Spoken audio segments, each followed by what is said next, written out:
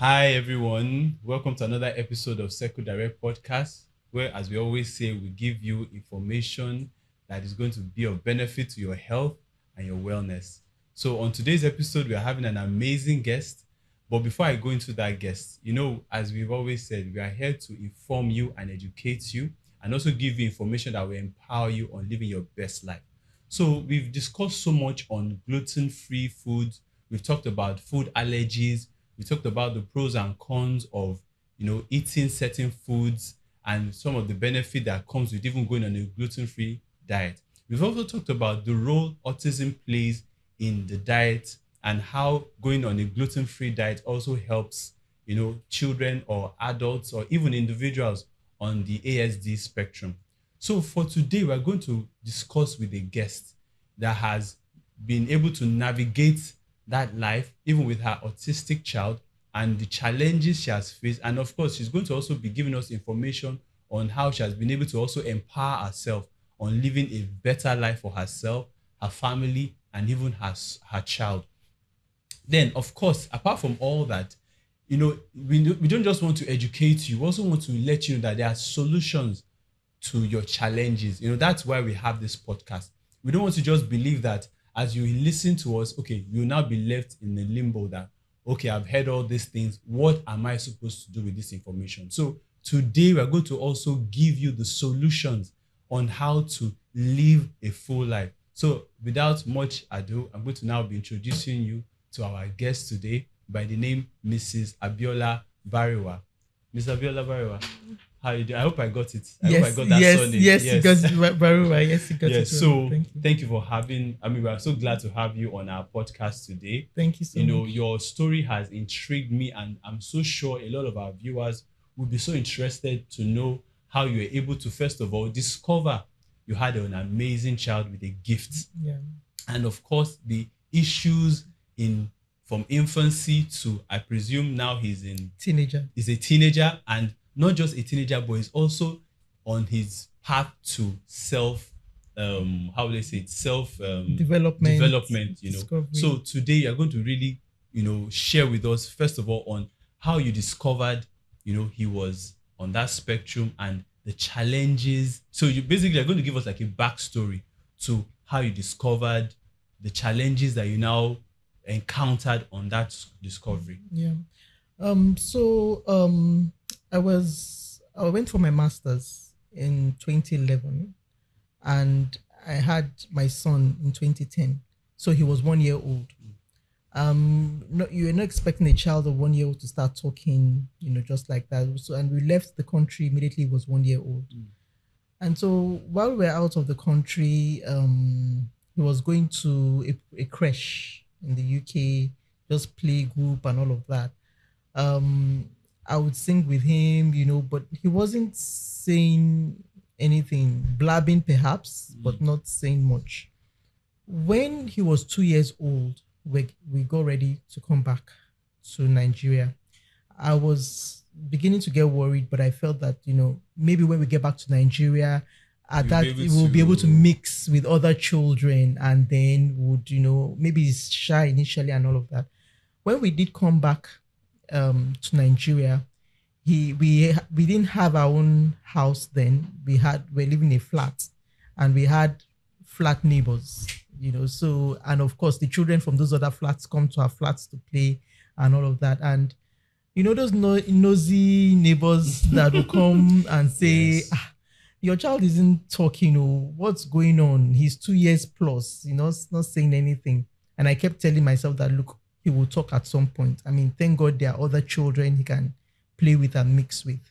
And then we took him to a mainstream school. Of course, they wanted to do a test for him just to check him out and all of that. And he wasn't writing anything, saying anything and all of that. That's another red flag. And then the principal of the school said that, look, your son isn't saying anything to us. So in terms of even testing the child, we don't have anything to write, but we will take this child. But if with time we find out that the child isn't saying anything and just crying like this, because he's just crying, and and the crying has this screeching sound, that it was disrupting the disrupt. environment. Exactly, it's very disruptive. With time we would have to, he may have to leave the school. So that was scary and all of that. And I was praying for him that God, let's just let my son speak and say something. And then going to 2.5, the principal called me and said, there's this center that I would like you to meet the owner of the center. She helps special needs children. Okay. I don't know if you've even gone to see any doctor or anything like that. I was thinking to myself, why are these people impatient with this boy? He just may be a late bloomer and all of that, Yes. And also, I didn't call that woman. She gave me the number, but I didn't call the woman because I just felt in myself, self-denial sort of. And then my husband came back from work one day and said, look, I think we have a problem. At what age was it that your husband was like, okay, I know that you don't want to face this, but to me, we have a I don't think we need to. That I think was around 2.5 years. Okay. 2.5 years. So there was what do you call it? These milestones that he believed that he should have arrived at, and he wasn't there. Yeah, because we have an elder daughter. We have an older daughter. Okay. And of course, we know the milestones. So and really, a child of 2.5 should start saying something, some words, communicating. And usually, if you want water, he's pointing. If you want something, he's pointing, and that isn't right, is it? So we that was where but still I was still living in that thing that, look, I can't believe this. Can it be that this boy has really developmental issues and all of that? And so he told me that, look, I've started making inquiries. I want to take him to start doing some tests. Okay.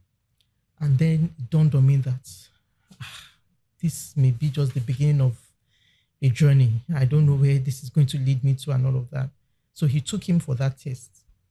I'm not even sure I went for the test. I went for it with him because I was just hoping that, But when he came back and he said the hearing is fine and everything, that we need to just do more tests. And then I started asking questions. Then somebody talked to me about Professor Leshy. He's now a very senior medical director in Luth now. Okay. Yeah. He has a practice somewhere in Antony. And so I took my son to see Professor Leshy. And he told me that, look, this child I'm seeing, you are lucky that's still early, and the early intervention is what pays off. This child is on the spectrum, but you have a choice for it to be at the very low end of the spectrum, and you also have a choice to make it be at the high end of it.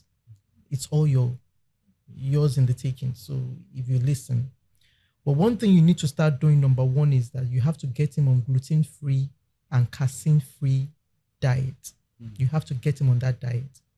I was like, what does this even mean? He said, look, it's going to be a bit difficult because in the UK and US, you have all these stores that you even see free from, and gluten-free bread, gluten-free everything. And he started educating him that gluten-free means that he will not eat things made with flour that is filled with gluten. Casein-free means that he will not take dairy things like cow milk, cheese, yogurt made from cow milk, and all the butter, all those things. How are we going to do it? I mean, and so, and he told me that he feels this boy will talk from the test he can see and what is done with him, but that the earlier we start the journey, the better. So that was where I got home. I started researching, and truly, I thought that it would be tough in Nigeria to do this thing. But I told myself that, okay, what if I start cooking? Because the things he's saying are things really that are not imported. I can do rice. I can do ewedu.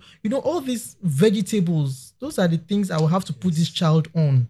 At least for now that this is the environment where I am. I got him off noodles and beverages, things that are sweet and processed. I got him off baked beans and all of that. and we're just on vegetables, freshly cooked meals, and all of that. Now it was a challenge because he's now eating something that is not as sweet and all of that. But I became very firm that if I want my child, is that I want this boy to talk and be independent, or I don't want him to have an independent life. And I don't want the latter. What I want is, I want a son that is independent and can do things for himself. So what I would do is, I will be firm. If he cries and cries and cries, at some point, this is what we have. So, and when the crying continued and he saw that what my mom has is what she's giving me to eat and I'm hungry. He was able to adapt. He started eating what we have. Then luckily for me, I now started in my research. I found out about a woman that was bringing in all those gluten-free products, gluten-free pasta, gluten-free biscuits, gluten-free cornflakes. Then as regards the milk, she was doing rice milk, coconut milk, plant-based milk and all those things. So I went to her and I buy them. And we started on that. And so we also now included therapy, speech therapy. Of course. So okay. sorry to because we are going deeper and there are still some surfaces we want to talk about. Okay. There's one thing that really struck me in the conversation, and it's part of the things we've actually discussed on the podcast in the role of our own diet. I discovered that even the Nigerian diet is majorly gluten-free. Because if you look at it, a lot of the things that has gluten, which is wheat-based or has wheat in them, are processed foods. Your canned foods, your cold meats. Because I had an issue with looking for gluten-free foods too. Okay. And then I discovered that even to our sausages, our cold meats, they have what we call, on the label, they will not write has gluten. They'll just write cereal. Yes. It is from the cereal you discover that it's actually wheat flour. Our salad dressings, but our local dishes, they are majorly gluten-free. So what the next question I was going to ask now is that you being, because you're a career woman, you're a mother of not just a child too, and you're a wife. How were you able to navigate that also? Because a lot of parents, especially now that we are in this fast-paced, community whereby it's not like our parents way back that mother is already home. Is it that she's a stay-at-home mom, or she's home? She's a civil servant, or she works with the government. By 3-4, she's home. Yeah. But now, mom has a business. She's out all day. Dad is also. So how are you able to cope with that? Being a mother, being a career woman, and also a wife, and having to balance everything and ensuring that your son gets the best education.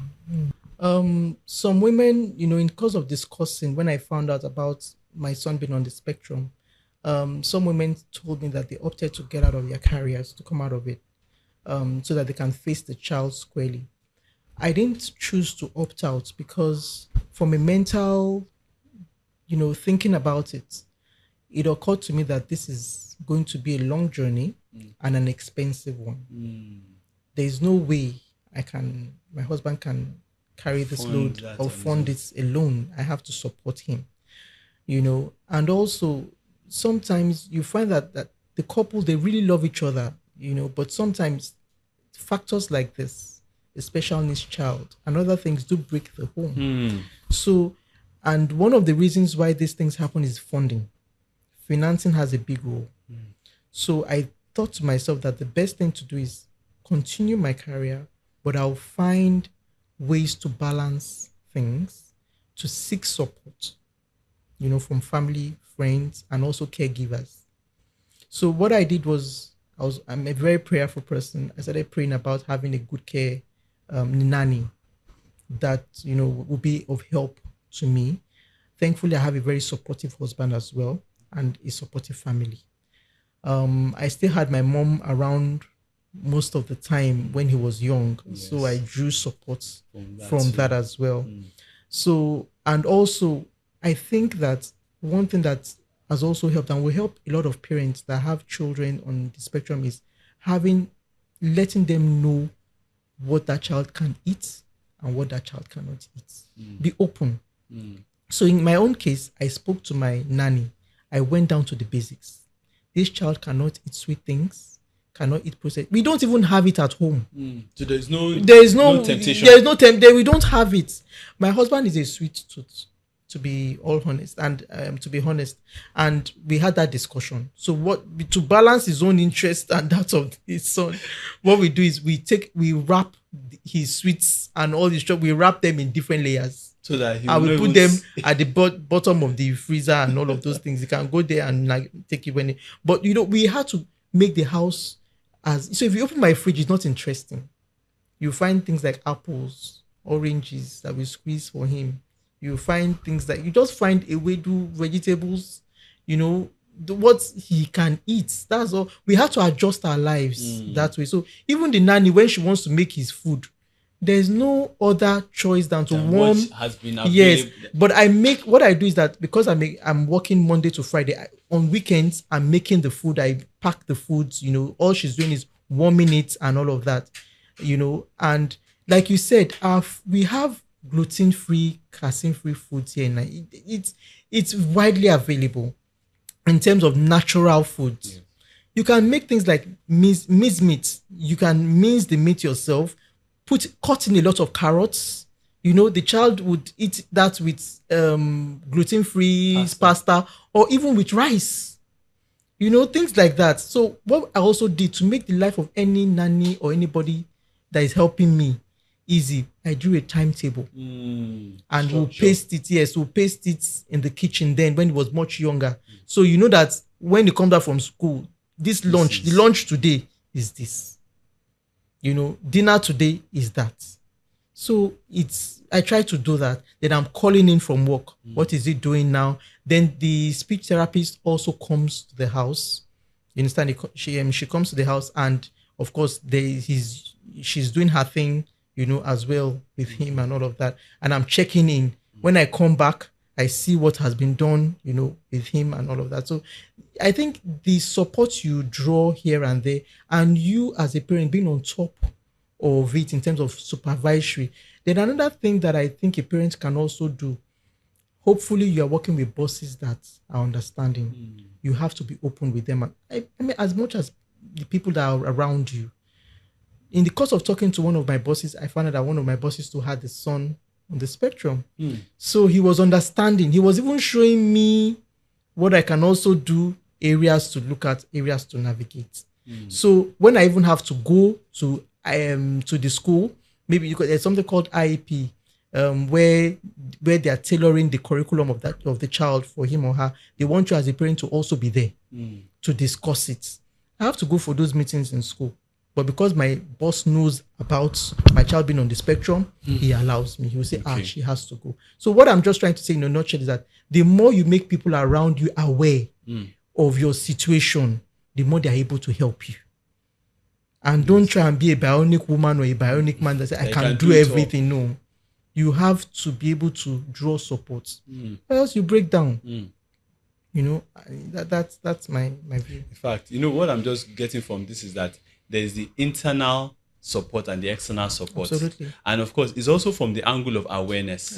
Because like you told us initially that there was a part of you that wanted to deny that it was, and we can understand, because being a parent, you want to, bring your child into the world. You want your child to be comparable. Not that you want to compare your child with other people, but in terms of developmental milestones, you want your child to even be ahead. Absolutely. But when you now hear some strange words that has to do with a delay in the child's mental development, it gets you worried. So you want to be in, and of course, being Nigerians also, exactly, we can put the spiritual angle. Though we're not saying it's wrong, but like you said, there's a role each part plays. If your child is not excelling academically, you can pray if you're a faith-based person. But if the child doesn't go to school, he can't excel academically. Absolutely. So I'm not going to ask you from the social angle, how are you able to cope? Because there's a stigmatization, especially in this area of the world where we tend to spiritualize things a lot. Did you ever feel a sense of stigmatization towards your child? Because I've heard of cases whereby parents will be told that they don't want the other parents are complaining that they don't want their child to mix with this child. And if such was your case, how were you able to handle such situation? Like, okay, you go to a party now, and then your child wants to play a certain sport or a game, and then you know that your child can be a bit rough because he doesn't understand, and then you don't want parents to now be telling your children, their own kids, don't go near that child. So how are you able to do that to also ensure that, okay, your child did not feel left out of such interactions with other children? Okay, so in my son's case, to the glory of God, he started gaining speech when he was after 3 years, going to 4. And because of the speech and language therapy, there's something called role play when they are doing all of that. So that means you actually brought in, should we say consultants, yes, to help him socialize. Yeah, socialize. So there's also that social aspect that they bring out from them. But in his own case, when he started becoming social, he can be rough in playing because in his mind he's I'm expressing myself, So and what I did at that time is whenever, so that he doesn't feel left out, because most time in school he comes home with an IV invitation card, come to my party, come to this, from his friends, and he's excited that there's a birthday party coming up and all of that. So what I do is, if I can't go to that birthday party, he can't go. Because I wouldn't want him to go there. You want to be a safe place. Yes, I wouldn't want him to go there and then go and play very rough with other children that don't know him. The children in school will know him. Yes. You understand? But other kids that come for that party won't know him. And then he lives with a bad impression. Yes. You understand? So, and most of the time I try to make myself available weekends for him. So we must go to most of those parties. Now I know the sort of plays that he can do that are safe. So for example, bouncing castle. Being on the bouncing castle, we'll wear our socks and all of that. And he's happy. He goes there. If he wants to leave that territory to go somewhere else, that is where I'll say, no, you can't do that. Because I know that if you go to those other areas, maybe where they are playing games, you don't know how to play those games, you'll be disruptive there. And then it will be a thing of, who is that boy? Who is he? You understand? Even the few times I take my eyes away to say, maybe me too, I want to catch some fun. He may, because it's very hyper, he may have run to the other side, and you just be hearing, what is going on? I said, he's gone there again. So you just have to be on top of those things. And when we started getting it right, he enjoys himself and everybody's happy, in terms of the fact that I know that he's very good with the bouncing castle, probably where the little balls are, or maybe there's a swimming pool. Because he swims as well. Okay. But yeah, so it's for you to know the strength in terms of where he can play well. Okay. You understand? Then also, because of being disruptive, sometimes we take maybe the iPad where there are educative games, or there are some games he can play, so that also takes his mind off them disrupting kids. So you just find that he's sitting in a quiet area, he's enjoying himself. And when some children will come and say, "Oh, how are you?" and he would answer them, but he goes back to what he's playing. So it's for you to know what will work, so that the child is not disruptive, but at the same time, he's enjoying himself. So in terms of when they bring the cakes and all of that, because we don't eat cake at home, I won't say that the little one he wants to eat in the party will now make a whole lot of difference. No. So we can just take a little cake, but we will not put the one that has the icing. We'll remove the icing area. Then we give a little bit to him, or a little bit of ice cream. And he's happy that I'm in a party, Oh, I'm getting to eat cake and I've not eaten it in a long time. So I think it's about knowing how to balance. Exactly. Yes. So that you sometimes indulge, but at the same time, in your heart that we are going back to our routine. When we get back home, those things we don't eat. And all of that. So. Now, one of the things that you said that just struck me was the iPad thing that keeps him grounded. Yeah. I remember there was a documentary I saw. The boy, he has the attention hyperactive ADHD disorder. Attention deficit. Yeah. So they discovered that they put the camera on him when he's in class. Yeah. He's rolling on the seat. His head is back. He's fidgeting. He's doing his legs like this. He's not concentrating. Yeah. But when he's watching a game, on in TV, Yeah. and he's fixed. Okay. So the teacher was now like, it's not that the child he has any condition. It's just he needs something to stimulate him Yeah. to be attentive.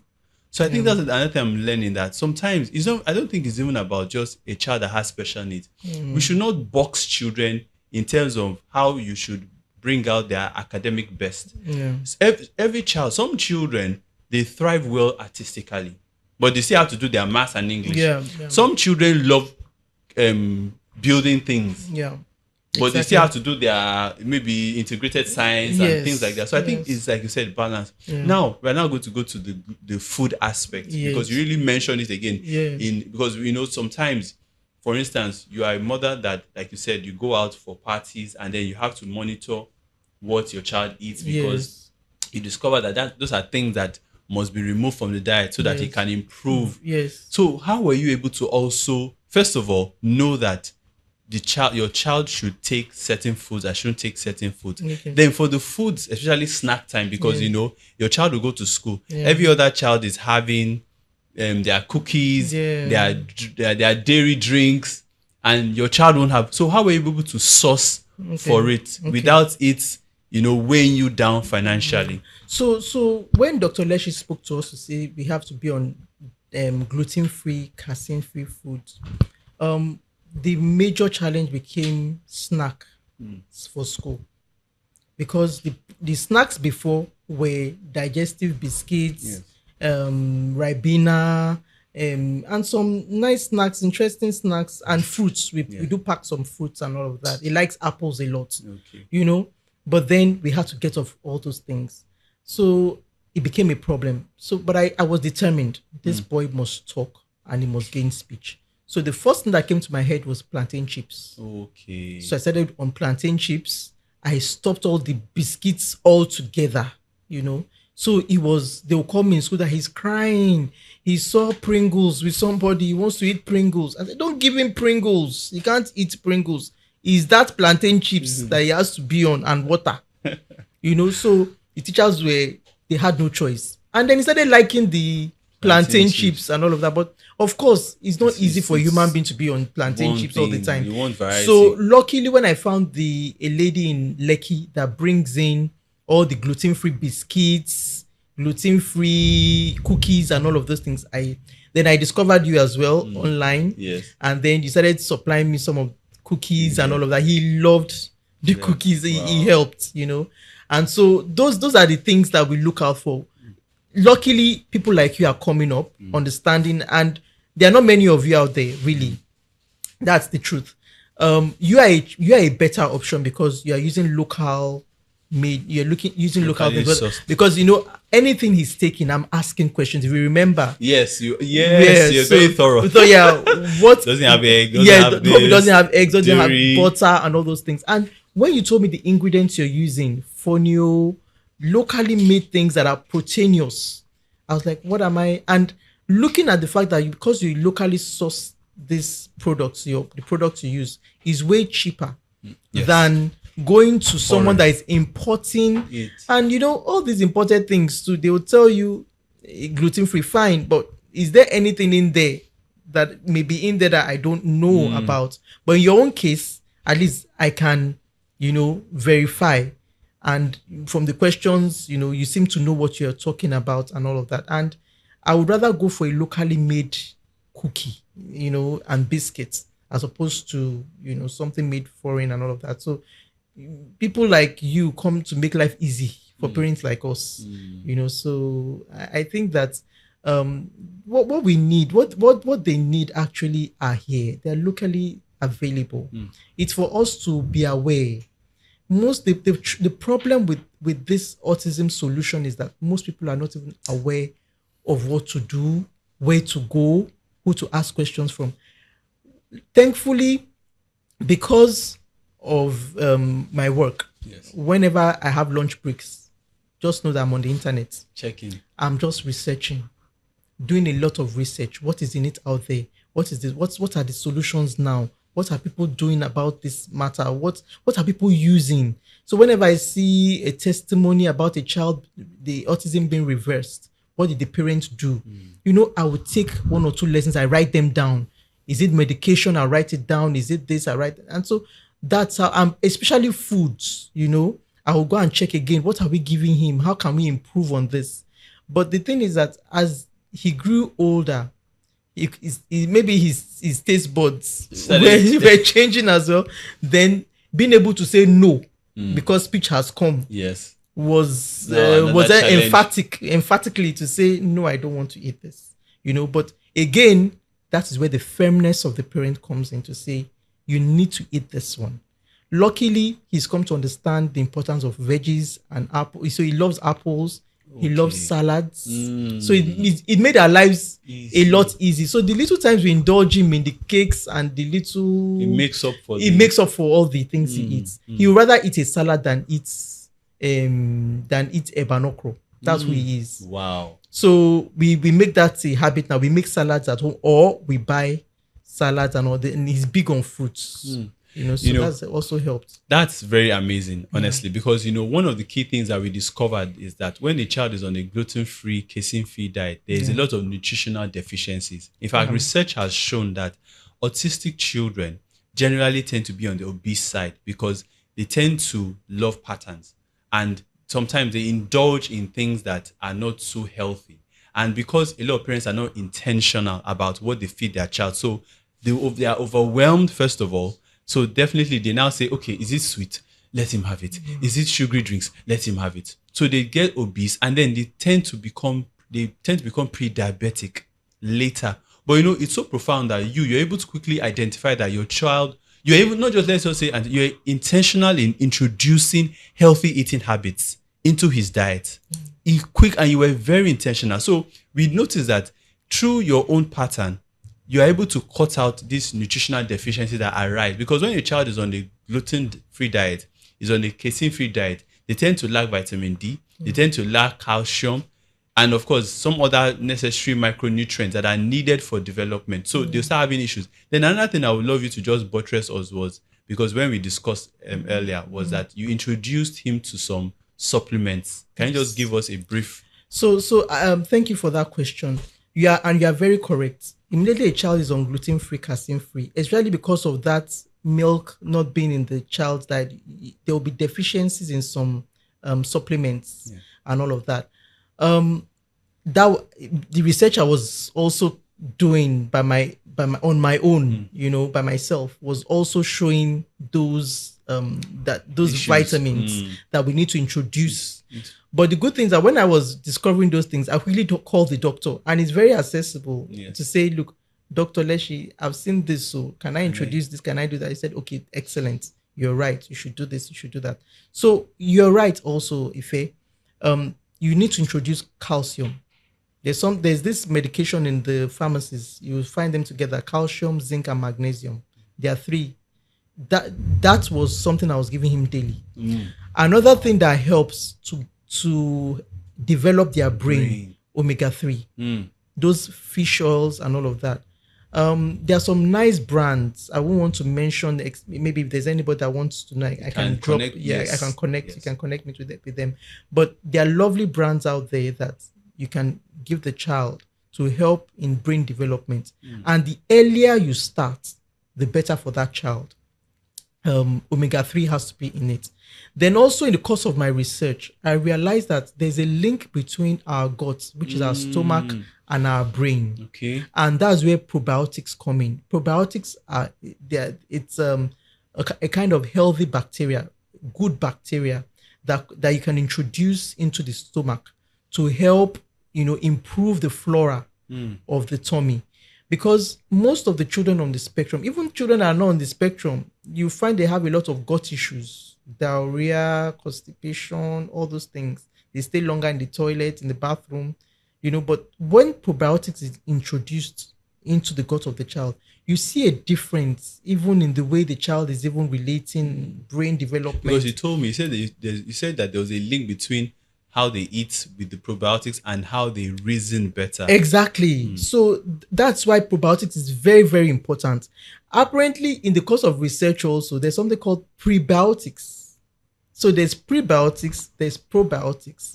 Some are even doing right now that they put the two together, so you don't have to be looking for the two, But I noticed that when I introduced probiotics into his medication, I saw a difference. Wow.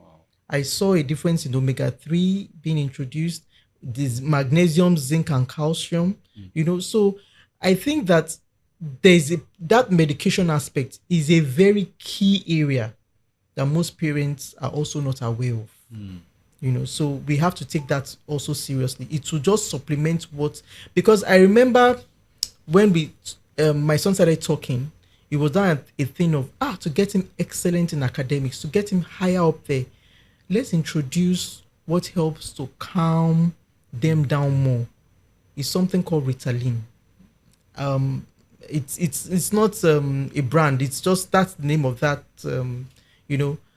And I did a research on it, and I told myself that I'd rather be on the supplement route than be on the drug. Because the prescription medication. Exactly. And funny enough, the doctor said if you're not satisfied, since you have access to the UK, sometimes you take him, you can also discuss this with the doctor in the UK. We got some appointments with the doctor in the UK, a very good hospital, and I remember going to that doctor and giving him the prescription I got in Nigeria to say, what do you think of this? And he said, no, let me do my own examination on the child. He did his own examination. We were there for like 3 weeks or so. He told us to go for speech therapy, language. We did a lot of things. And then at the end of the 3 weeks, he said, I recommend that same Ritalin and we decided to try it. And a child that is bubbly, was already talking and all of that, all of a sudden became like a zombie, and the school is calling to see, this is not the boy we know. What's going on here? Even me, I was like, I didn't understand it. So I called the doctor immediately. The doctor said, get him off it immediately. But the drug is such that you cannot just stop it. He said, I have to start reducing the meals every day, because if I just stop it, I'm going to put a lot of pressure on the brain. So that's how and he said, that's a mother's instinct sometimes, powerful. That maybe we should have just stayed on the supplement route, so, but I'm happy that, because so that there's no, it's not a thing of some form of regret that maybe I should have tried, so I'm happy we still tried it, but I'm glad that we're able to get him off quickly off it. But I can tell you that if you stay on good supplements, honestly, you would get results. No matter how small, no matter how, there would be a needle moving change. And what you really need are those really needle moving changes happening, maybe in consistency. Yes. You don't need something drastic. You may not need something. You don't need something drastic happening, bam, like that. Even the little good changes, the little subtle good changes, it's okay. They all add up at some point to make the child, reach developmental goals at the end of the day. So I think that supplements are good, and one thing I hear parents talk about is the expense. But I can say that from my experience, they are brands, and they are brands.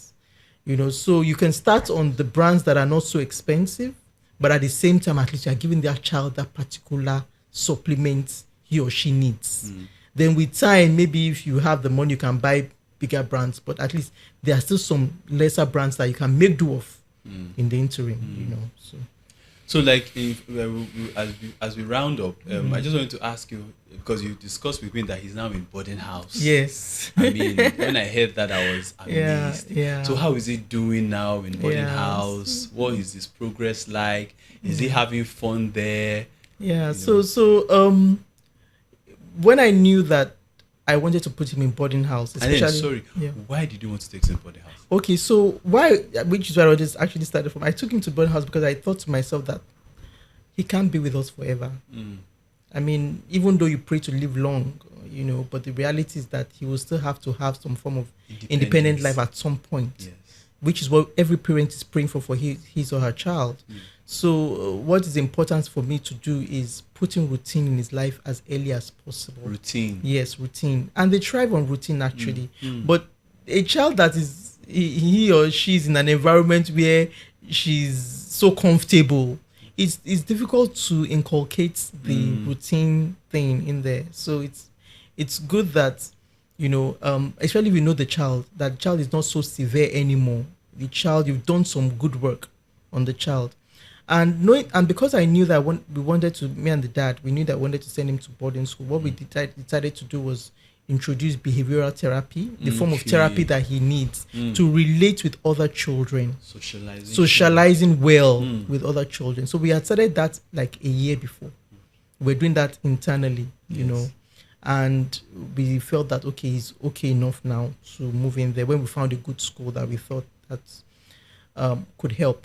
But even at that we thought we'd done the work, you know, initially the reports were damning, you know. It was the thing of, his, you know, relations with school. But don't worry, we can work with him because it's not as bad as, you know, some other kids that come in here, not well behaved, you know, and all of that. But he's well behaved. It's just that in terms of interaction, he may not know the limits. So we would have to work on that. And we've gotten like 3 or 4 reports and more reports from the school since after that. And I mean, we are grateful. He's changing. He came back for holidays, vacation. And we saw the subtle changes in terms of being calmer, behavioral wise, helping with chores. Wow. You know, little as it can be, you know, and all of that, you know, taking instructions. Because now there's a routine. There's a routine. I know that you told me that he was back in the, I mean, I don't say back in the day, but before he went boarding house, his word was law. Yeah, you know, no. Figure. Yes, Lord. In fact, my friends call him Lord of the Manor. You know, so that Lord of the Manor thing is off now. So, and it's easy to say, what are you supposed to do in the morning? Oh, I'm supposed to actually go and do my freshen up. He calls it. So he goes there, go to the bathroom, and he's doing it himself. He's not assisted to get no. He's not. He gets dressed himself, and because that's part of the reports the school gives us, and it's a good school actually in terms of reporting. And so I know that this may be the last question. The only thing I just want to add is that in my journey on this spectrum, I would say that there are 4 areas a parent needs to look at when you're looking for solutions to in form of developmental capacity for the child on the spectrum. There's the angle of medication. There's the angle of food. There's that area of school. And there's the area of therapy. I'll just take a minute each to talk about these 4 areas. For the angle of diet, food, you need to be, in fact, in all the areas, you need to be intentional as a parent. You need to try and get locally sourced, gluten-free, casein-free diet. Try and be on that diet at least. You know, thank God for people like you coming up with snacks like this. And I know you make other ones. I'm not sure why you're just bringing just this one, because there are other things you do. There's the bread. There are other lovely puddings and snacks you do. I think you should bring more on the program for people to see. You know, so you want a child, and I know that parents can be like, but he's picky. He's saying he doesn't want to eat that kind of food. You have to be firm. You know, as a parent, that's why you are the parent. You know, as a parent, where you want that child to be or where you want him to go to. You want him to be verbal. You want him to be able to live independently. You want him to be better for himself. You can't be around the child all the time. So the earlier you are firm to say, this is what you will eat, this is what we have, the better for that child. That's one about food. Then the other is on medication.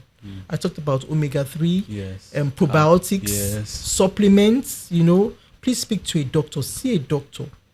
I'm not one, but I mean, these are good supplements that will help the brain develop better. You know, so that the child can function well and achieve more in life.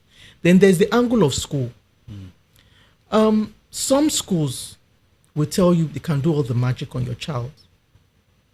Please, as a parent, you have to be on top of what the school is telling you. Don't just take their word. Don't You just do take your their research. word. If they are telling you that your child is scoring A, B, C's, in fact, is the number one in class, scoring first position, please be testing it. Be checking it out. Is this the true position? Then what I would advise for a child that is on the spectrum is that you can start with a mainstream school that has a special educational need department. SEN, they call them SEN, a department like that, entrenched in the mainstream school, so that the child can interact with other children and still have the benefit of concepts being broken down by the SEN department. So he or she's having the best of both worlds. Don't just take any school to say, this my friend's children are in this school. They say it's good.